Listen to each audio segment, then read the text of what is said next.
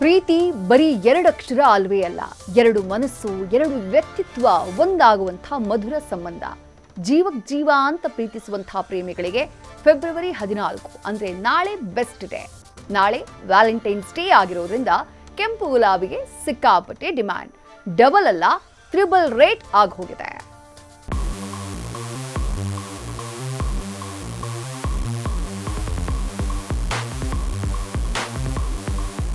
Valentine's day ಪ್ರೇಮಿಗಳ ದಿನ. ಎದೆಯಲ್ಲಿ ಬಚ್ಚಿಟ್ಟ ಪ್ರೀತಿಯನ್ನ ತಮ್ಮ ತಮ್ಮ ಸಂಗಾತಿ ಮುಂದೆ ನಿವೇದನೆ ಮಾಡಿಕೊಳ್ಳೋ ಸುದಿನ. ಈ ಶುಭ ದಿನ ನಾಳೆಯೇ. ಹೀಗಾಗಿನೇ ಮಾರ್ಕೆಟ್ನಲ್ಲಿ ಗುಲಾಬಿಗಳಿಗೆ ಡಿಮ್ಯಾಂಡ್ ಅಪ್ಪೋ ಡಿಮ್ಯಾಂಡ್. ಅದರಲ್ಲೂ ರೆಡ್ ರೋಸ್ಗೆ ಸಿಕ್ಕಾಪಟ್ಟೆ ಬೇಡಿಕೆ. ನಾಳೆ ವ್ಯಾಲೆಂಟೈನ್ಸ್ ಡೇ. ವ್ಯಾಲೆಂಟೈನ್ಸ್ ಡೇ ಅಂದ ತಕ್ಷಣ ನಮಗ್ ನೆನಪಾಗೋದೇ ಗುಲಾಬಿ. ಈಗಾಗಲೇ ಮಾರ್ಕೆಟ್ನಲ್ಲಿ ಗುಲಾಬಿ ಹೂಗಳ ಹವ ಶುರುವಾಗಿದೆ. ಜೊತೆಗೆ ಕೆಂಪು ಗುಲಾಬಿಗೆ ಈ ಬಾರಿ ಸಿಕ್ಕಾಪಟ್ಟೆ ಡಿಮ್ಯಾಂಡ್ ಇದೆ. ಪ್ರತಿ ವರ್ಷದಂತೆ ಈ ಬಾರಿ ಕೂಡ ರೆಡ್ ರೋಸ್ ಹಾವಳಿ ಜೋರಾಗಿದ್ದು, ಜೊತೆಗೆ ರೇಟ್ ಕೂಡ ಸಿಕ್ಕಾಪಟ್ಟೆ ಜಾಸ್ತಿ ಆಗಿದೆ. ಎಸ್, ಪ್ರೇಮಿಗಳ ದಿನಕ್ಕೆ ಗುಲಾಬಿಗೆ ಏನ್ ರೇಟ್ ಗುರು? ಒಂದು ಗುಲಾಬಿಗೆ 20 ರಿಂದ 50 ರೂಪಾಯಿವರೆಗೂ ರೇಟ್ ಫಿಕ್ಸ್ ಆಗೋಗಿದೆ.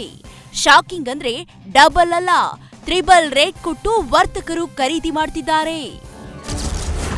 ಒಂದು ಗುಲಾಬಿ ಹೋಲ್ಸೇಲ್ ಆದ್ರೆ ಸಾಮಾನ್ಯ ದಿನದಲ್ಲಿ 16 ರಿಂದ 20 ರೂಪಾಯಿ ಇರ್ತಾ ಇತ್ತು.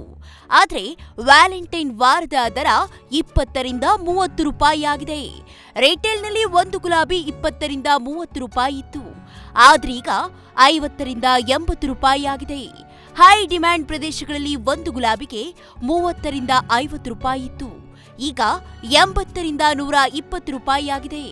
10 ಗುಲಾಬಿಯ ಬೊಕ್ಕೆಗೆ ಸಾಮಾನ್ಯ ದಿನದ ದರ 200 ರಿಂದ 350 ರೂಪಾಯಿ ಇರ್ತಾ ಇತ್ತು. ಆದ್ರೀಗ 500 ರಿಂದ 800 ರೂಪಾಯಿ ನಿಗದಿಯಾಗಿದೆ. 20 ಗುಲಾಬಿ ಬೊಕ್ಕೆಗೆ 350 ರಿಂದ 500 ರೂಪಾಯಿ ಇರ್ತಾ ಇತ್ತು. ಆದ್ರೀಗ 800 ರೂಪಾಯಿಯಿಂದ 1100 ರೂಪಾಯಿವರೆಗೆ ನಿಗದಿಯಾಗಿದೆ. ನಿನ್ನೆ ಬಂದು 140 ಇತ್ತು, ಇವತ್ತು 200. ಸಂಜೆ ಆಗ್ತಾ 300 ಮಾರಬಹುದು. ಯಾಕೆ ಜಾಸ್ತಿ ಆಗಿದೆ ವ್ಯಾಲೆಂಟೈನ್ಸ್ ಡೇ ಅಂತ.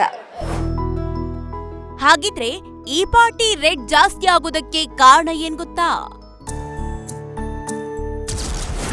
ಪ್ರೇಮಿಗಳ ದಿನದ ಹಿನ್ನೆಲೆ ಗುಲಾಬಿಗಳಿಗೆ ಬೇಡಿಕೆ ಹೆಚ್ಚಾಗಿದೆ. ಇದರ ಜೊತೆಗೆ ಮದುವೆ ಸೀಸನ್ ಬೇರೆ ಇದೆ. ಹೊರ ರಾಜ್ಯಗಳಿಂದ ಗುಲಾಬಿ ಹೂ ಸರಬರಾಜು ಕಡಿಮೆಯಾಗಿದೆ.